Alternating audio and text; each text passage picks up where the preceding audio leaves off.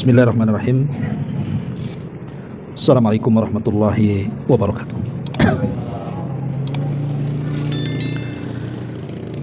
Alhamdulillah wassalatu wassalamu ala Rasulillah wa ala alihi wa sahbihi wa mawalah wa la hawla wa la quwata illa billahi wa ba'du. Alhamdulillah, segala puja dan puji hanya milik Allah Subhanahu wa taala. Salawat dan juga salam kita hadiahkan kepada Rasul kita Nabi besar Muhammad sallallahu alaihi wa ala alihi wasallam. Kita lanjutkan kajian malam ini, masih membahas tafsir singkat dari surah-surah pendek dalam juz amma. Dan kita masuk pada surah Asy-Syarh ataupun Al-Insyirah. Ma'asyiral muslimin yang dimuliakan Allah Subhanahu wa taala. Surah Al-Insyirah ataupun Alam Nashrah Laka Sadrak. Ketika kita memahami surah Al-Insyirah, surah Asy-Syarh ini, kita tidak bisa memahami kecuali kita memahami surat sebelumnya, surah Wad-Duha. Karena dalam tartib Al-Quran, kalau ditinjau dari awal, Al-Fatihah, Al-Baqarah, Al-Imran terus sampai juz amma, maka sebelum surah Asy-Syarh itu surah Ad-Duha. Ad-Duha, Asy-Syarh, kemudian At-Tin, kan gitu. Sama juga ketika kita memahami surah Quraisy, li'ila fi Quraisy. Itu tidak bisa kita pahami kecuali memahami surat sebelumnya Al-Fil. Kalau kita paham surah Fil, maka kita akan mudah memahami surah Quraisy, li'ila fi Quraisy. Lah surah Asy-Syarh juga sama. Kalau kita ingin memahami surah Asy-Syarh itu harus dibahas surah Ad-Duha dulu, baru nanti nyambung suratnya. Makanya Umar bin Abdul Aziz, ijtihad beliau rahimahullahu taala, apabila membaca surah Ad-Duha kemudian membaca surah Asy-Syarh, itu tidak membaca basmalah, langsung dibaca surah Asy-Syarh, karena dia berijtihad bahwa dua surat itu sebenarnya satu surat. Tapi yang sahih menurut jumhur ahli tafsir bahwa surah Ad-Duha sendiri, surah Asy-Syarh sendiri. Ini ijtihadnya siapa? Umar bin Abdul Aziz saja. Ma'asyiral muslimin yang dimuliakan Allah Azza wa Jalla, Asy-Syarh sendiri artinya lapang dada. Dan kelapangan dada pada hari ini sangat kita hajatkan, karena kita hari ini dihadapkan dengan berbagai macam masalah di tengah-tengah masyarakat, di tengah-tengah keluarga, sehingga diperlukan lapang dada. Ma'asyiral muslimin yang dimuliakan Allah Azza wa Jalla, sebab kita lihat bahwa banyaknya musibah, baik kepada harta kita, kita ditakdirkan menjadi fakir, kemudian juga terhadap kesehatan badan kita, kita ditakdirkan untuk sakit, ataupun banyak permasalahan di tempat pekerjaan, di dalam rumah tangga, di tengah-tengah masyarakat, itu terkadang menyempitkan dada. Dan sempitnya dada ini sangat bahaya, karena akan mengundang banyak penyakit satu sisi. Yang kedua, banyak persoalan tidak mungkin kita selesaikan. Orang kalau sempit dada itu kan susah berpikir, susah sekali berpikir gitu ya. Makanya lapang dada itu sangat dihajatkan di tengah-tengah zaman yang semakin banyak fitnah di tengah-tengah kita. Ma'asyiral muslimin yang dimuliakan Allah Azza wa Jalla, kita tahu bahwa dalam surah Ad-Duha Allah Subhanahu wa taala mengkhitab Nabi kita Muhammad sallallahu alaihi wasallam dengan tiga perkara. Alam yajidka yatiman fa'awa, pertama. Yang kedua, wa wajadaka dhallan fahada. Yang ketiga, wa wajadaka ailan fa'aghna. Yang pertama, Allah Subhanahu wa taala katakan alam yajidka yatiman fa'awa. Bukankah, kata Allah, kami mendapati kamu dulu yatim, kemudian kami pelihara engkau. Satu. Kemudian yang kedua, wa wajadaka dhallan fahada.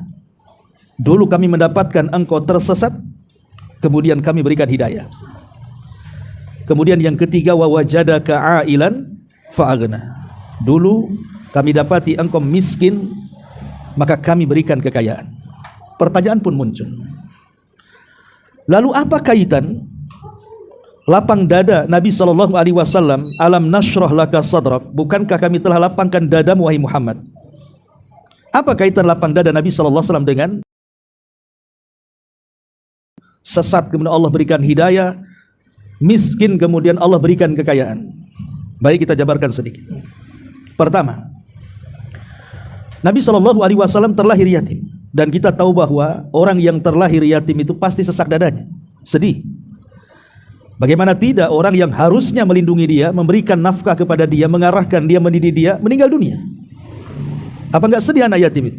Ditambah-tambah kalau seandainya bapaknya meninggal, disusul pula ibunya, makin sempit lagi dadanya. Tetapi Allah Subhanahu wa taala mentakdirkan bahwa keyatiman Rasul akan berbeda dengan anak-anak yatim yang lain. Karena Allah Subhanahu wa taala lapangkan dada Nabi dengan cara apa? Walaupun ayahandanya tidak merawatnya karena sudah meninggal duluan sebelum beliau lahir, dan ibundanya juga menyusul meninggal di usia Nabi SAW 6 tahun, tapi Allah katakan alam yajidka yatiman fa'awa. Allah tetap lapangkan dada Nabi dengan ada orang-orang yang senantiasa menjaga dia, yang menjadi bapak angkatnya. Siapa? Pertama, kakeknya Abdul Muthalib. Walaupun hanya 2 tahun kemudian pamannya Abu Talib bahkan sampai besar. Jadi Rasul tidak merasa dia anak yatim lagi karena ada yang merawat. Ya. Dan Nabi SAW adalah Abul Yatama, dia bapak dari seluruh anak yatim. Makanya kemudian Allah mengatakan fa'ammal yatima fala tanhar. Maka terhadap anak yatim engkau jangan menghardiknya, karena dulu juga engkau yatim. Ya. Kemudian yang kedua, kaitan kemudian lapang dada Nabi SAW dengan wa wajadaka dhalan fahada. Dulu engkau tersesat, kemudian kami berikan hidayah. Sesat di sini maksudnya Rasul tidak mengetahui syariat bagaimana cara menyembah Allah. Bukan sesat yang kita pahami kafir, musyrik, bukan. Maksudnya sesat di sini Rasul tidak tahu bagaimana cara menyembah Allah.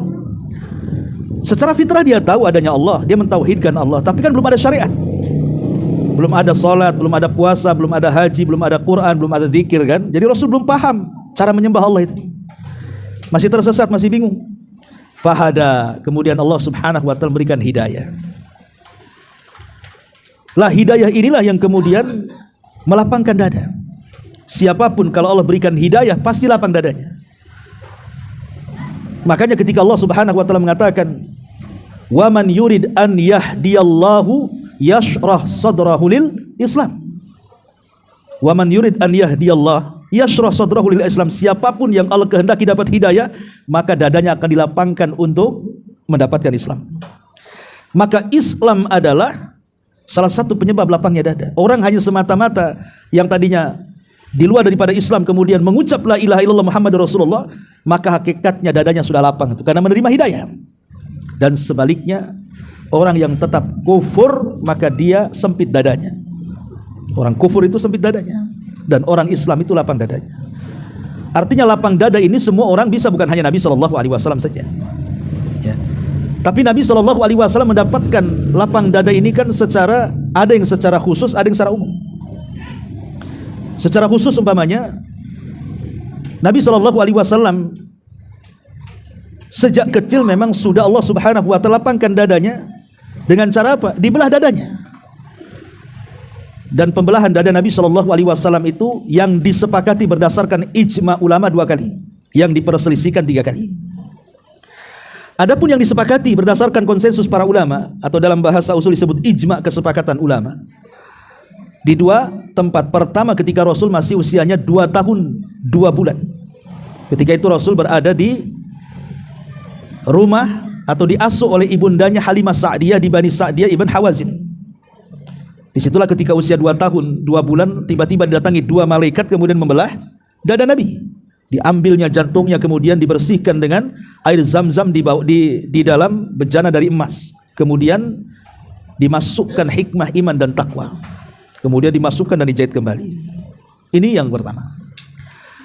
Yang kedua yang disepakati adalah ketika peristiwa Isra dan Mi'raj.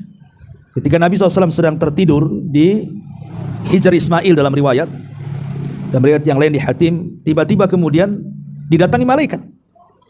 Kemudian dibelah dadanya. Kemudian diisi dengan hikmah, diisi dengan iman, ketakwaan, dan dikeluarkan penyakit-penyakit hatinya, kemudian dimasukkan kembali. Baru terjadilah peristiwa besar yang disebut dengan Isra dan Mi'raj. Baru Rasul melakukan perjalanan dari Masjidil Haram ke Masjidil Aqsa, dari Masjidil Aqsa ke Sidratil Muntaha, kemudian balik lagi ke Masjidil Aqsa, dan pulang lagi ke Mekah.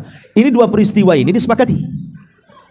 Yang diperselisihkan adalah ketika pembelahan dada Rasul sebelum diangkatnya menjadi Nabi dan Rasul. Jadi di hari Nabi SAW akan diangkat menjadi Nabi dan Rasul, maka Rasul dibelah dada lagi. Ini perselisihan para ulama yang ketiga ini. Tapi yang jelas bahwa sejak kecil Allah Subhanahu wa taala sudah melapangkan dada Rasul secara hissi, secara badan. Ya. Artinya Rasul berbeda dengan manusia yang lainnya. Karena tidak ada manusia, hatta para nabi sekalipun, dari sejak zaman Adam sampai Rasulullah, tidak ada yang dibelah dada kecuali Nabi SAW. Ini yang pertama. Ya. Yang kedua, Nabi SAW dilapangkan dadanya oleh Allah Subhanahu wa taala itu karena imtinan dari Allah. Memang anugerah dari Allah, tidak perlu minta lagi. Beda dengan para nabi, mereka harus minta. Contoh, Nabi Musa. Nabi Musa alaihi salatu wassalam ketika diangkat menjadi Nabi dan Rasul, kemudian Allah perintahkan untuk berdakwah kepada Fir'aun. Apa kata Musa? Rabbi srahli sadri wa yassirli amri wahlul uqdatam min lisani yafqahu qawli. Antum sering dengar kalimat ini. Ini doanya Nabi Musa. Rabbi srahli sadri, ya Allah lapangkan dadaku, aku mau menghadapi si Fir'aun nih. Rabbi srahli sadri wa yassirli amri, mudahkan urusanku. Ini si Fir'aun ini beda nih. Wahlul uqdatan, karena Musa ini pelat kalau ngomong. Lepaskan ikatan di lidahku ini supaya lancar ngomongnya. Artinya Nabi Musa alaihi salatu wassalam minta kepada Allah dilapangkan dadanya.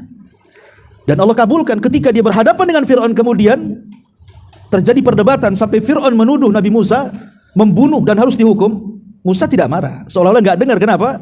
Musa kan sifatnya mudah marah. Nabi Musa itu, dia punya sifat mudah marah, mudah emosi. Itu sifatnya Nabi Musa. Tapi ketika menghadapi Fir'aun, dia bisa tenang. Dia bisa tenang, dia seolah nggak dengar apa kata Fir'aun itu. Kenapa? Karena dia minta kepada Allah dilapangkan dadanya.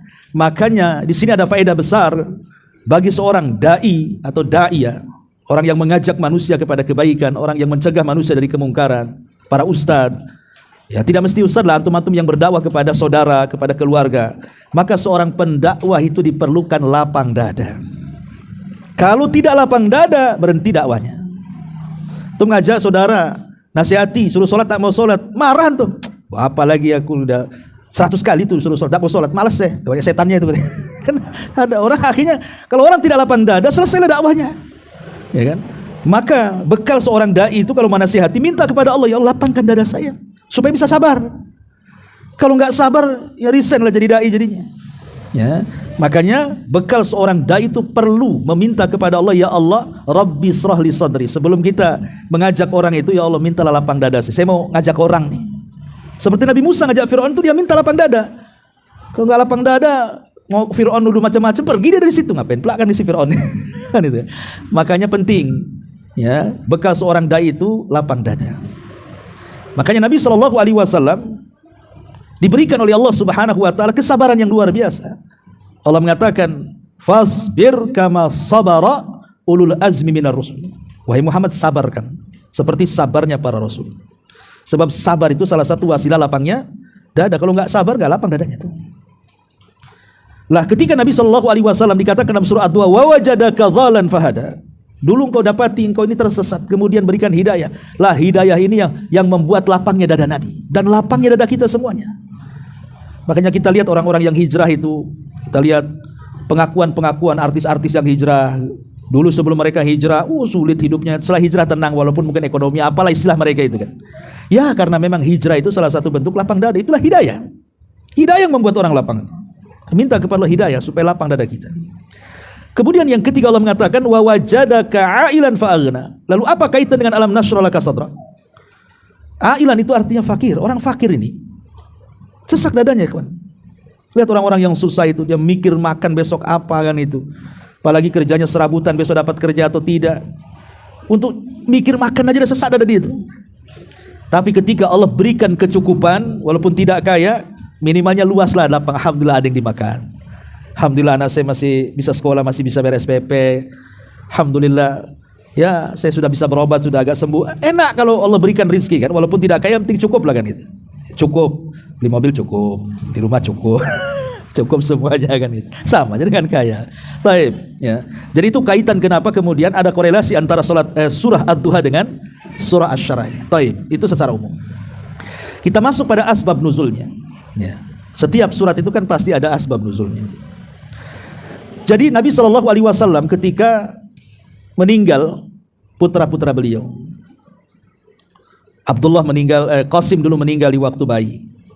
Kemudian punya anak lagi setelah diangkatnya menjadi nabi, kemudian diberi nama Abdullah atau At-Thayyib, meninggal juga di waktu bayi. Jadi ketika dua anaknya ini meninggal dari Khadijah bintu Khuwailid, maka orang-orang Quraisy itu menganggap sudah biarkan Muhammad itu, nggak usah diladeni katanya.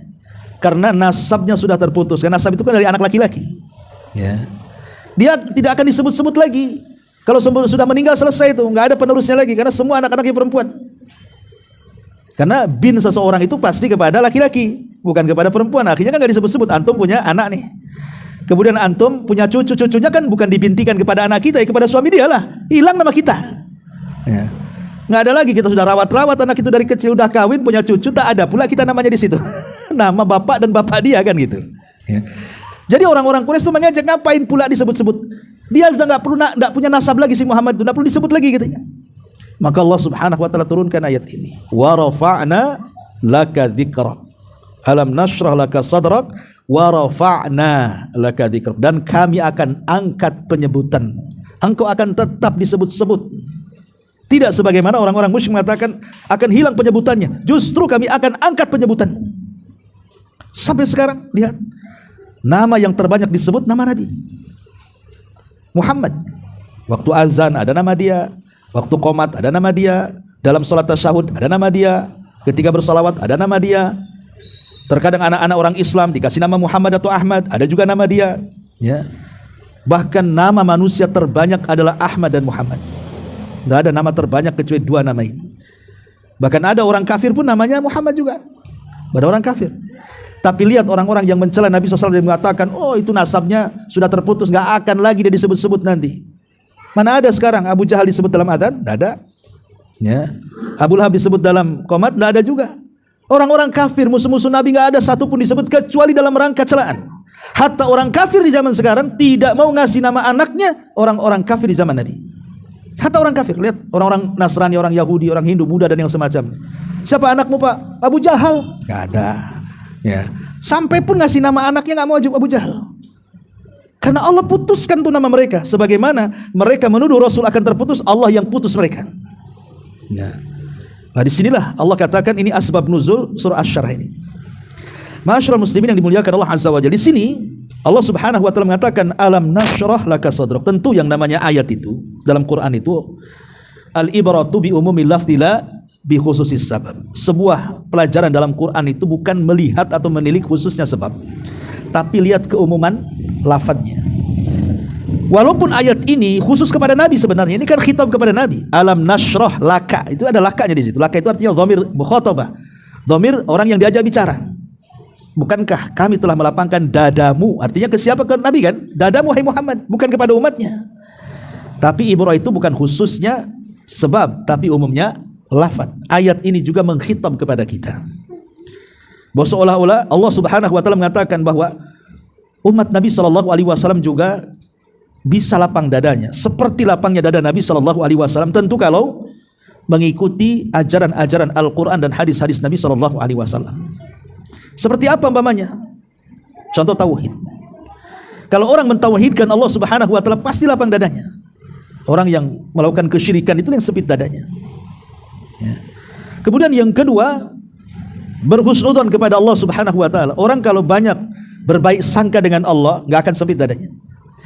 Tapi kalau orang suka suudzon, berburuk sangka dengan Allah, pasti sempit dadanya. Contoh umpamanya, dia usaha asik gulung tikar aja. Mulai dia suudzon kepada Allah, menyalahkan takdir. Kenapa asik aku saja yang miskin? Mulai dia sempit dadanya kan. Ya. Diserang penyakit, enggak kunjung-kunjung sembuh. Allah disalahkan, ya Allah kenapa sih aku saja terserang penyakit? Kenapa orang itu sehat-sehat saja katanya? Apa sudah takdirmu? Takdir disalahkan. Sempit dia dadanya. Karena dia buruk sangka dengan Allah kan. Tapi kalau orang berbaik sangka dengan Allah, Allah mungkin Allah sedang menguji saya dengan kefakiran. Boleh jadi kalau Allah kasih kaya, saya nggak hadir lagi lah di majelis taklim di sini itu. Mungkin sudah sibuk tuh dorong-dorong gerobak sana sini, umpamanya kan itu. Atau kalau Allah sembuhkan, mungkin boleh jadi saya lebih kufur lagi, saya maksiat lagi. Mungkin Allah sengaja nih buat saya sakit supaya dosa kita luntur, kita juga diangkat derajatnya, dan mungkin di balik ini ada kebaikannya. Lapang dadanya kalau berhusnudzon kepada Allah tuh. Orang kalau suudzon sempit dada, kalau orang berhusnudzon pasti lapang dada. Ini yang kedua. Yang ketiga, kasratud doa, banyak doa. Minta kepada Allah supaya dilapangkan dada. Seperti doanya Nabi Musa, Rabbi shrah li sadri. Ya, karena doa ini bagian daripada zikir, dan zikir itu pasti akan menenangkan hati manusia dan melapangkannya. Kemudian jauhi maksiat. Yang keempat, orang yang stres, yang sempit dada itu karena banyak maksiat ya kawan. Maksiat itu pengaruhnya besar kepada dada. Orang kalau banyak maksiat itu sempit dadanya, hidupnya nggak akan tenang. Coba saja ahli-ahli maksiat itu nggak tenang, mereka tenang ketika maksiat itu saja. Para pezina, para peminum khamr, para pejudi dan begitu seterusnya, itu tenang saat maksiat. Habis maksiat stres itu. Apalagi para penjudi itu, judi-judi slot apa kan itu ya. Coba bayangkan, waktu apalagi kalau sudah uangnya jadi koin, udah nggak peduli itu, nggak sayang lagi sama uang tuh. Kalau sudah jadi koin uangnya itu kan, entah berapa juta main terus. Habis judi stres dia, uangnya habis. Stres, sempit dadanya. Karena maksiat itu menyempitkan dada. Taat itulah yang melapangkan dada. Maka jauhi maksiat, ini yang keempat. Yang kelima, adaul faraid wal mudawamatu 'alaiha. Jangan tinggalkan kewajiban. Lihat orang-orang yang meninggalkan sholat itu, nampak aja antum mereka senang diberikan kekayaan. Tidak, hidup mereka belangsak tuh. Walaupun mereka nampak kaya. Sampai seorang saya bercerita, ada pengusaha di Timur Tengah itu, kaya raya, anak buahnya banyak ya, tapi hidupnya tidak tenang. Istrinya cantik ya, dia pun tampan, kaya raya, perusahaannya ribuan karyawannya, kurang apa lagi coba. Tapi hidupnya nggak pernah tenang, susah mau tertawa lebar seperti orang miskin tertawa sampai kedengaran sekilo tuh ya.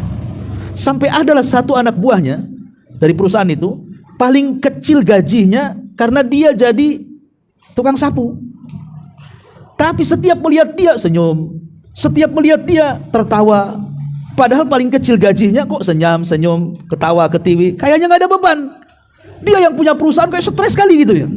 Kok aneh, harusnya yang kaya yang banyak senyum, yang banyak tertawa. Senyum saja susah. Jadi satu ketika dipanggil lah tuh pelayannya itu. Ya, cemburu dia.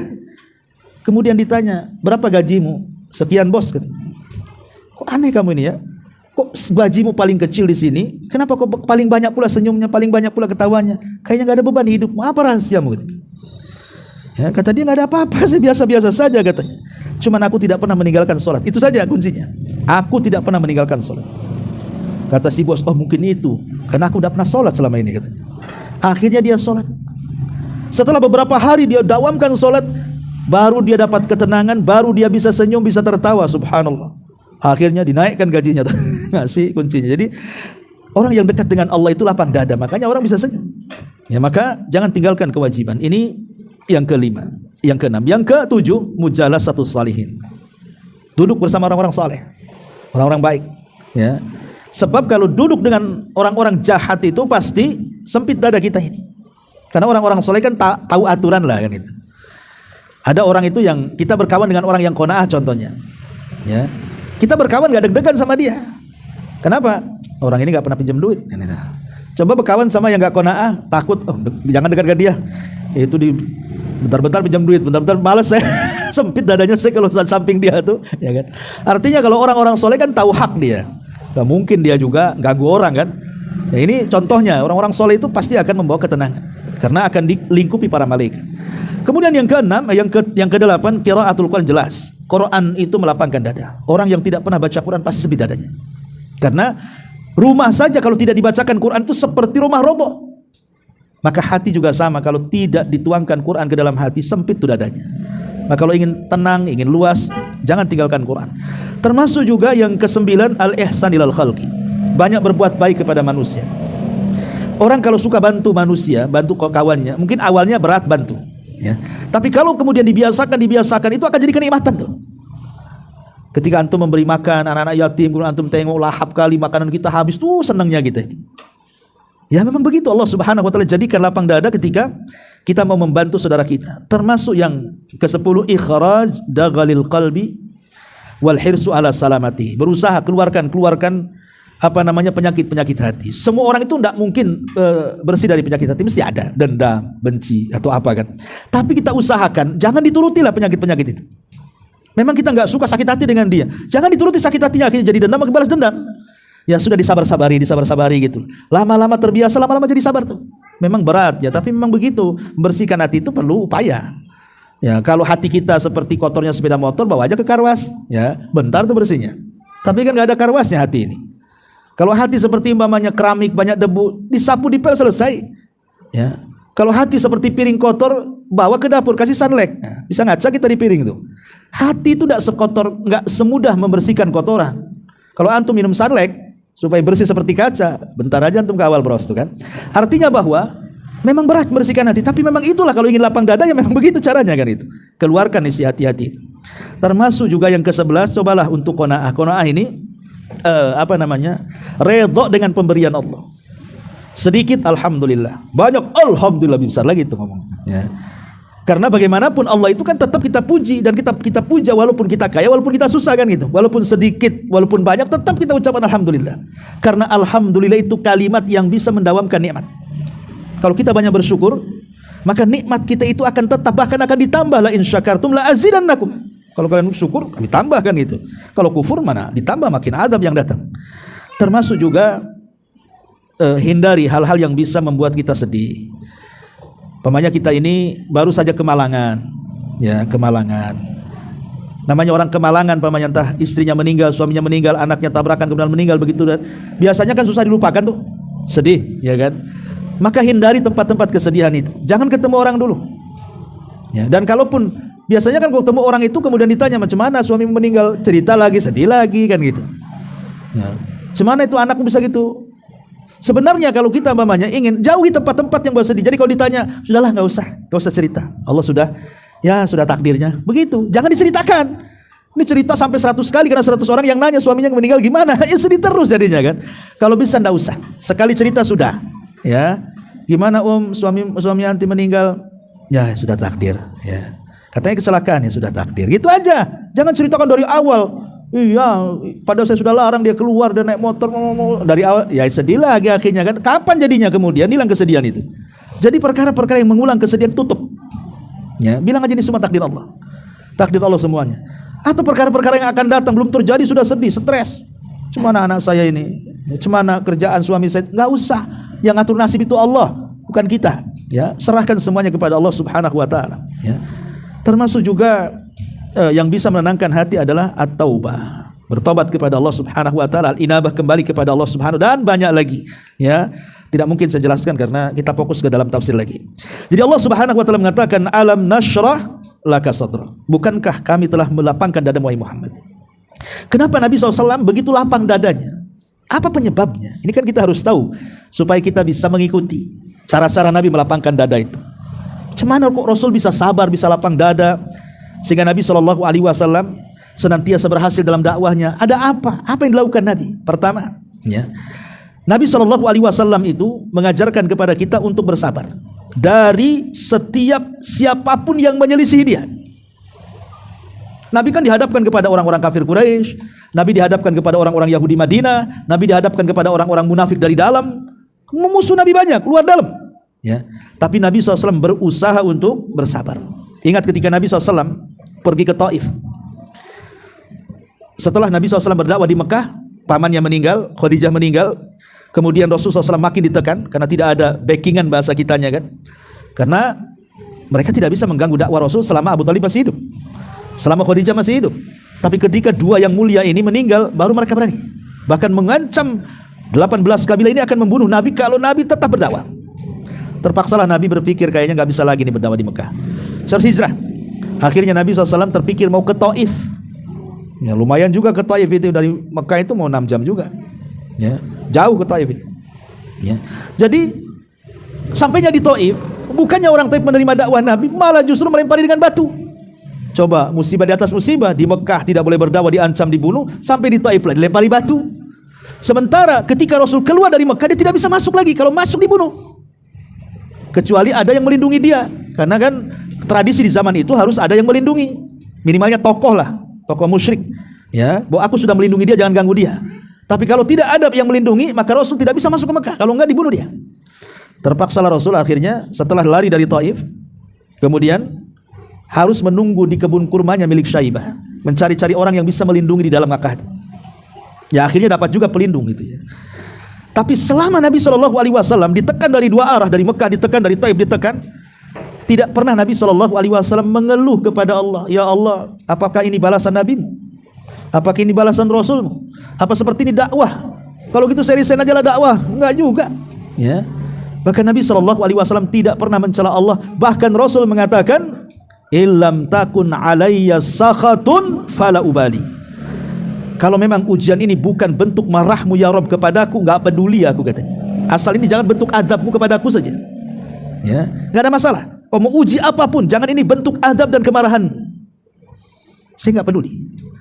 Coba bayangkan, kalau peristiwa itu kita yang di posisi Nabi SAW. Makanya Allah mengatakan apa? Wa minan nas man yaqulu amanna billahi fa idza udhiya fillah ja'ala fitnatan nasi ka'adzabillah, kata Allah. Apa kata Allah? Ada sebagian manusia itu yang mengatakan aku beriman kepada Allah, tapi ketika dia diuji, ketika dia disakiti, dia menjadikan fitnah manusia kepada dia seolah-olah itu azab dari Allah kepadanya. Itu kebanyakan manusia begitu. Ketika dia difitnah orang, dibully orang, digibah orang, disakiti orang, apa katanya? Ini Allah ini sengaja tidak sayang dengan saya ini. Masa saya difitnah terus, saya digibah terus, seolah-olah Allah sedang kasih azab gitu ya. Padahal Allah bukan sedang kasih azab, Allah sedang kasih ujian sebenarnya. Bisa nggak dia menghadapi? Sabar tidak dia menghadapi, kan begitu? Lah, ini yang penting. Jadi Rasul itu mengajar kenapa dada Rasul itu lapang, karena dia sabar orangnya. Kalau ingin lapang, sabar gitu maksudnya. Ya, ini yang pertama. Yang kedua, Nabi itu yakin dengan janji Allah yang akan datang. Sangat yakin Nabi itu. Ya, Nabi itu sangat yakin dengan janji-janji Allah yang akan datang kelak di akhirat. Artinya dengan kenikmatan sorga, dengan bidadarinya, dengan macam-macamnya. Yakin Nabi SAW. Karena sesungguhnya kehidupan yang sesungguhnya itu bukan di dunia. Makanya Umar bin Khattab ketika mengatakan kepada Rasul kan waktu itu ada isu menceraikan istri-istrinya gara-gara istri-istrinya minta tambahan belanja. Coba, istri Nabi aja minta tambahan belanja, apalagi istri antum. Ya, artinya bahwa memang sifat wanita itu kadang-kadang kurang lebih ya. Istri Nabi saja minta tambahan belanja, coba sampai demo. Ya. Istri antum kalau bisa tiap bulan tuh naik gajinya. Ya. Kalau enggak dapat jatah tuh. Jadi akhirnya apa? Nabi SAW marah karena dia sudah sebisa dia memberikan nafkah. Itulah sebisa dia kan gitu. Dia bukan mentelantarkan istri, dia udah berusaha. Itulah yang bisa diberikan Nabi. Artinya Rasul mengajarkan qanaah sama istrinya, terimalah itu takdir Allah seperti ini. Tapi istrinya gak sabar, ya manusiawi. Akhirnya Nabi bersumpah untuk tidak menggauli mereka 1 bulan. Dan kemudian tidur berpisah dari istri-istrinya. Ada yang mengatakan ada sebuah rumah di samping kandang kuda, dia Rasul tidur di situ. Tidurnya ya namanya bukan rumahnya itu, samping kandang kuda untuk perawat kuda, tukang kuda gitu. Ya, banyak debu, banyak apa di situ kan. Jadi Umar bin Khattab radhiyallahu an datang kepada Rasul karena dia dengar bahwa jangan-jangan anak dia Hafsah dicerai. Marah dia sama Hafsah, ada apa kau dengan suamimu? Gitu loh. Abu Bakar juga marah sama Aisyah kan gitu. Karena membela Nabi. Jadi Umar itu cobalah datang kepada Nabi. Rupanya kondisi Nabi itu tidur di pelepah kurma. Namanya tidur di pelepah kurma ya kalau bangun ya bergaris-garis lah tuh punggung tuh. Kayak antum lah mamanya. Ya, tidur di tikar yang kasar kan? Pasti nanti ada bekas-bekasnya tuh. Jangan punggung antum pula jadi tikar jadinya kan? Gambar tikar ada di situ, kayak di sablon. Ya. Jadi Umar bin Khattab ini melihat, kasihanlah dia mengatakan Rasulullah, aku loh sudah melihat bagaimana kayanya kerajaan Persia dan juga rajanya Kisra. Kemudian kerajaan Romawi dan kerajanya Kaisar. Ya. Bagaimana raja-raja itu dihormati, dimuliakan dengan singgasananya, dengan dayangnya, dengan makannya. Kok kamu seperti ini? Harusnya kok yang lebih daripada itu, katanya. Maka Nabi SAW mengatakan, ya Umar, biarkan mereka seperti itu karena itu adalah yang mereka kehendaki di dunia. Kehidupan kita bukan di dunia, kata Nabi. Kehidupan kita di surga, di akhirat kelak, katanya. Nabi mengingatkan soal janji Allah yang akan datang. Makanya kalau kita ini yakin dengan janji Allah yang akan datang, lapang dada kita selapang dada Nabi. Kita ini nggak lapang itu karena nggak yakin ada akhirat, itu masalahnya, ya kan? Tapi kalau kita yakin dengan adanya akhirat, miskin ini sampai kapan? Kan ada batasnya juga. Emang antum mau miskin 300 tahun? Kan enggak. Habis 60 tahun, 70 tahun meninggal, paling tinggi mati nanti juga itu. Miskin itu kan ada batasnya dengan kematian. Ya. Ada juga yang sebelum mati diberikan kekayaan. Anggap saja sampai mati dia nggak kaya-kaya. Ya. Tapi kan ada batasnya dengan berakhirnya umur, berakhir juga kemiskinan kan. Ketika dia ditakdirkan menjadi penduduk surga, masuk kuburan saja dapat nikmat kubur. Kemudian ketika di padang mahsyar dia nggak dipersulit, dipermudah, masuk surga lagi yang kenikmatan tidak pernah dilihat mata, didengar telinga, bahkan terlintas pun tidak. Orang kalau yakin ada kehidupan setelah kematian, lapang dadanya. Ini yang kedua yang dilakukan Nabi. Yang dilakukan Nabi juga adalah Nabi SAW berusaha melaksanakan ketaatan dalam kondisi apapun. Dia mempertahankan ibadah walaupun sedang diuji. Itu yang membuat lapang dadang Nabi. Kenapa? Karena diupayakan dia terus bersama Allah dalam kondisi apapun. Tapi kita kan tidak. Kita ini kadang-kadang rajin itu kalau dapat nikmat saja. Ketika nikmatnya dicabut sudah lemes kita. Ya, mau ke masjid malas, sempit dadanya. Ada waktunya malas, ada waktunya semangat kalau kita. Nabi tidak berusaha untuk istiqomah ibadah. Walaupun sedang diuji tetap ibadah, walaupun sedang diberikan nikmat tetap ibadah, karena Allah berfirman dalam hadis qudsi itu. Nabi SAW mengatakan, ta'arraf ilallah firraha ya'rifka fisiddah. Kenali Allah di waktu senang, nanti Allah kenal kau di waktu susah. Kita ini kadang-kadang di waktu senang saja kita ingat Allah, di waktu susah tak ingat. Nah, ini masalahnya. Makanya Allah lupa kepada kita di waktu susah, karena ketika kita senang tidak pernah ingat Allah. Ya, maka kalau ingin lapang dada, istiqomah dalam ibadah. Kemudian Nabi SAW tidak pernah tergesa-gesa untuk mendapatkan hasil. Dia tahu bahwa hasil itu dicapai setelah bekerja. Sempit dada kita ini karena terlampau panjang angan-angan kita ini. Kapan kayak orang depan, gue kaya kok, saya miskin aja. Angan-angannya jauh, Pak. Kapan pengen punya mobil, punya rumah, punya ini, punya itu, macam-macam lah kan. Tapi tidak mau kerja, ya tidak mungkin lah dapat. Akhirnya karena ingin jalannya pintas tapi tak pantas, ya tadi akhirnya larinya ke slot, togel. Kalau zaman dulu porkas kan, zaman dulu kan, sampai orang gila ditahan. Berapa nomornya? Orang gila ditanya nomor zaman itu. Ya. Orang gila ditanya, dipegang, berapa nomornya? Orang gila. Sekarang yang gila siapa sebenarnya? Dia atau orang gilanya kan gitu. Orang gila ditanya, berarti yang gila itu dia kuadrat gilanya. Nggak puas nih orang gila, ternyata dipasang gak jebol, lebih gila lagi, tidur di kuburan. Tidur di kuburan. Kadang-kadang apa? Bangunkan orang yang sedang tidur pulas, ditanya nomor. Bangun. Berapa nomornya? Zaman dulu kan gitu ya. Aneh-aneh kan itu. Nggak puas juga datang ke dukun. Dukun pula pendusta ditanya. Nah ini kan orang-orang yang nggak pernah lapang dadanya, ikhwan. Kan panjangnya angan-angan, sempit dadanya. Akhirnya jalan pintasnya nggak pantas jadinya. Terus Nabi SAW hatinya tidak berubah. Ingat, kalau antum ingin lapang dada, jangan pernah merubah hati. Berikan hati ini kepada Allah. Orang yang biasanya sempit dada itu karena hati kita berubah-ubah. Kalau ada yang muji, lapang dada kita. Kalau ada yang mencela, sempit dada kita. Itu namanya berubah-ubah hatinya. Kalau ingin lapang dada, maka jadikan celaan dan pujian manusia itu sama saja. Itulah Nabi. Ya. Tapi kalau kita melihat, kalau orang tepuk tangan sama kita, lapang dada kita. Tapi kalau tangan yang bertepuk diletakkan di muka dia seperti ini, sempit pula dada kita. Jangan seperti itu manusia. Orang yang mulia itu orang yang hatinya akan berubah. Dia mau menghina saya silakan, mau mencela saya silakan, mau memuji juga silakan. Hati saya tetap seperti ini. Ya, itulah Nabi SAW mengajarkan seperti kalau ingin lapang dada seperti itu memang ya. Nah, kalau kita mau mengikuti tata cara Nabi SAW dalam melapangkan dada, maka Allah mengatakan alam nashrah laka sadrak. Pasti dada kita juga akan lapang, ikhwan. Ya. Kemudian Allah mengatakan alam nashrah laka sadrak wa rafa'na laka dzikrak. Dan kami akan angkat penyebutan wahai Muhammad. Tadi saya sudah jelaskan. Nabi itu diangkat oleh Allah baik di dunia ataupun di akhirat. Ya. Di dunia namanya disebut-sebut di mana-mana. Bahkan Allah mengangkat derajat Rasul dalam Al-Quran. Tidak ada satu nabi yang dipanggil tidak ada satupun nabi yang panggilannya seperti Allah memanggil Nabi SAW. Allah dalam Quran tidak pernah menyebut nama. Tidak pernah kita dapat dalam Quran itu ya Muhammad, tidak ada. Tapi kalau nabi-nabi yang lain disebut namanya. Ya Nuh, ya Ibrahim, ya Adam, disebut. Ya Lut.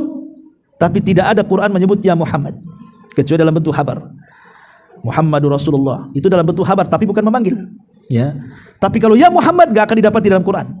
Yang ada ya ayuhan nabi, ya ayuhar rasul, ya ayuhal mudathir, ya ayuhal muzammil. Itu panggilan-panggilan mulia dan itu menunjukkan diangkatnya Nabi sallallahu alaihi wasallam. Ya, itu di dunia Allah angkat derajatnya dari para nabi yang lain. Bahkan Allah berikan mukjizat terbanyak dari seluruh mukjizat nabi-nabi yang lain. Bahkan para ulama sampai menyebutkan mukjizat Rasul itu 1000 lebih mukjizat Nabi itu. Dan mukjizatnya yang paling besar Al-Quran tidak pernah padam sampai kiamat. Tapi mukjizat yang lainnya terhapus dengan adanya Quran. Dan itu bentuk diangkatnya Nabi. Itu di dunia dan banyak lagi di akhirat. Jelaslah dia akan memberikan syafaatul uzma. Dia yang yang membuka pintu sorga. Dia akan diangkat sampai ke di depan arsy Allah untuk meminta syafaat kepada manusia. Banyak ya keutamaan. Bahkan dia orang yang pertama melintas Shiratal Mustaqim. Dia orang pertama muncul dari kuburan dan begitu seterusnya. Ya, itu bagaimana Allah Subhanahu wa taala mengangkat derajat Nabi SAW. Wa rafa'na laka dzikrak. Kemudian Allah mengatakan alam nashrah laka sadrak wa wada'na anka wizrak. Wa wada'na dulu ya. Wa wada'na anka wizrak alladzi anqadha dhahrak. Kita lewat dua ayat ya. Wa wada'na anka wizrak alladzi anqadha dhahrak. Dan kami telah meringankan beban tugas kenabianmu yang memberatkan punggung. Allah mudahkan semuanya coba. Padahal Nabi itu kan pemula yang memulai dakwah, yang membawa risalah baru. Di awal dakwah Rasul disebut gila, disebut tukang sihir, disebut pemecah belah, disebut tukang tenun, macam-macam, diintimidasi dan berat tugas Nabi itu. Ya. Tetapi Allah Subhanahu wa taala angkat semua beban-beban itu. Nabi bisa melaluinya. Sampai akhirnya hijrah ke Madinah, Islam tersebar semuanya, bahkan terjadi Fatu Mekah, Mekah pula dikuasai Nabi. Allah angkat beban-beban itu. Ada yang mengatakan wizrok itu artinya dosa. Mungkinkah Nabi SAW melakukan dosa? Tidak. Rasul tidak pernah melakukan dosa besar. Tapi kalau dosa kecil ada sebagian mengatakan mungkin. Ada yang juga mengatakan tidak mungkin. Tapi ada yang mengatakan juga mungkin. Tapi yang dimaksud di sini, maksudnya Allah maafkan segala kesalahan-kesalahan Nabi itu bukan menyangkut dosa besar, tidak. Karena namanya Nabi itu manusia, pasti terjerumus kepada salah juga kan begitu.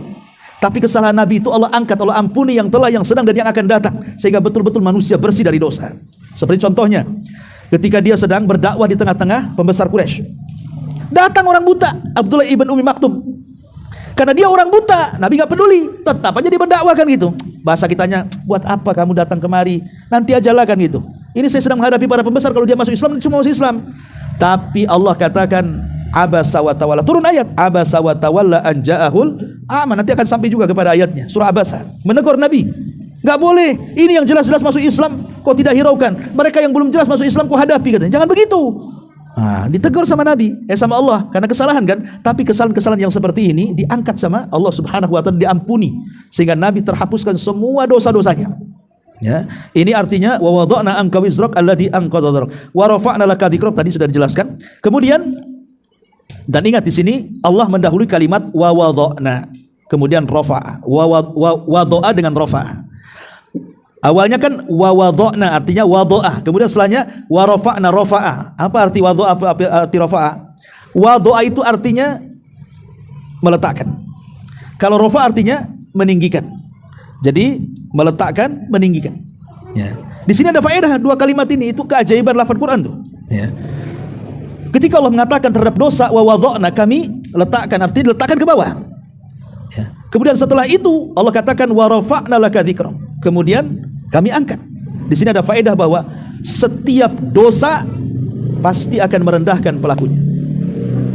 Setiap zikir kepada Allah dan ketaatan dia kepada Allah pasti akan mengangkat pelakunya. Maka siapapun yang melakukan dosa tidak mungkin diangkat, tapi siapapun yang meninggalkan dosa itulah yang diangkat. Itu makna daripada wadha'a dan rafa'a. Taib. Kemudian Allah Subhanahu wa taala mengatakan wa wadha'na anka wizrak fa inna ma'al usri yusra, inna ma'al usri yusra. Maka sesungguhnya beserta kesulitan ada kemudahan, dan beserta kesulitan. Ketika Allah Subhanahu wa taala menyebut kalimat kesulitan menggunakan alif lam, fa innamal usri, ada alif lamnya. Kemudian al usri yang kedua menggunakan alif lam juga. Tapi ketika menyebut kalimat kemudahan yusron, dihilangkan alif lamnya, dimunculkan tanwinnya. Begitu juga kalimat yang kedua yusron, dihilangkan alif lamnya, dimunculkan tanwinnya. Apa artinya? Dalam ilmu bahasa, alif lam itu menunjukkan ma'rifat, dan tanwin itu menunjukkan nakirah, dan nakirah itu memiliki makna umum, sementara ma'rifat itu memiliki makna khusus.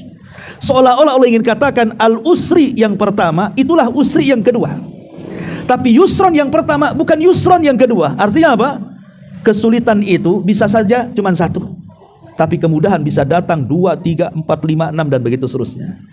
Artinya setiap Allah berikan kesulitan satu kepada kita, pasti akan datang banyak kemudahan. Bukan satu kemudahan, tapi banyak kemudahan. Antum harus yakin. Coba dalam hidup antum, lebih banyak menangis atau tertawa? Kan begitu. Lebih banyak susah atau senang? Lebih banyak sakit atau sehat? Dan begitu seterusnya. Ya. Karena kemudahan ini adalah lebih banyak lagi. Makanya yakin, jangan sedih kalau kita ditimpa kesulitan, pasti akan datang kemudahan itu. Betapa banyak dalam hidup kita ini telah berlalu kesulitan. Bahkan ada kesulitan yang saya yakin saya, antum atau siapapun pernah mengalaminya, seolah-olah dunia kiamat tidak akan keluar dari kesulitan itu. Tapi sekarang antum bisa tertawa, bisa tersenyum, bahkan kesulitan yang kayaknya kayak kiamat itu sudah lupa pula antum tuh. Ya. Nah, ini kan namanya inna ma'al usri yusra. Kemudian Allah Subhanahu wa taala tutup, fa idza faraghta fansab wa ila rabbika farghab. Apabila engkau telah selesai dengan satu kebaikan, maka teruslah bekerja keras untuk kebaikan yang lainnya, dan hanya kepada Allah lah kalian berharap. Artinya fa idza faraghta fansab, banyak penafsiran, saya bacakan secara singkat. Artinya apabila engkau sudah selesai melaksanakan tugas, jangan berhenti, tapi bertugas lagi. Ada yang mengatakan kalau engkau selesai sholat wajib, jangan berhenti, cepat sholat sunnah. Ini satu penafsiran. Yang kedua, apabila engkau selesai sholat, cepat berdoa, jangan diam saja. Ya. Ada juga yang ketiga, apabila engkau selesai urusan dunia, cepat beralih kepada urusan akhirat. Ya. Apabila engkau selesai urusan akhirat, cepat beralih ke urusan dunia. Jangan sampai nganggur hidup kita. Makanya para sahabat tidak suka orang itu malas-malas baik dalam urusan dunia ataupun akhirat. Apa kata Umar radhiyallahu anhu? Dia mengatakan, aku sangat benci kepada orang yang malas dalam urusan dunia apalagi akhirat. Bahkan Ibnu Mas'ud mengatakan, aku sangat membenci kalau melihat orang itu banyak menganggurnya, tidak mau bekerja dalam urusan dunia ataupun dalam urusan akhirat. Jadi malas itu dibenci oleh para sahabat, walaupun urusan dunia. Ya. Kalau bisa itu kita bekerja, jangan sampai malas gitu ya. Karena bagaimanapun kemalasan itu akan mengakibatkan dari malas urusan dunia jadi malas urusan akhirat juga. Jadi kalau pemalas ini pemalas itu kan lihatnya pun kadang-kadang kita sebel kan itu. Pemalas gimana pemalas orang ini? Si minta-minta kerjalah kan itu. Kan banyak orang-orang yang di lampu merah yang nggak mau kerja, yang kadang-kadang pengen minta uang, bawa kresek kemana-mana kan. Dan mereka bisa kerja kan. Kadang-kadang kita sebel aja kan. Badan lebih sterek dia daripada kita kadang-kadang ya. Lebih kuat dia, tapi kerjanya hanya minta-minta. Naudzubillah. Ya hanya modal chat aja. Modal chat aja. Sekarang silver tak tahu besok mungkin merah, jadi pelangi mungkin besok. Kalau laku silvernya mungkin jadi merah. Nauzubillah. Intinya ikhwatu fillah, inilah diantara penafsiran, bukan singkat lagi, udah panjang lebar. Udah lebih dari jam 9, mudah-mudahan manfaatnya. Ini mungkin terlama saya ngaji di sini. Ada tanya jawab. Subhanakallahumma bihamdika, asyhadu an la ilaha illa anta, astaghfiruka wa atubu ilaik. Allahu taala alam. Assalamualaikum warahmatullahi wabarakatuh.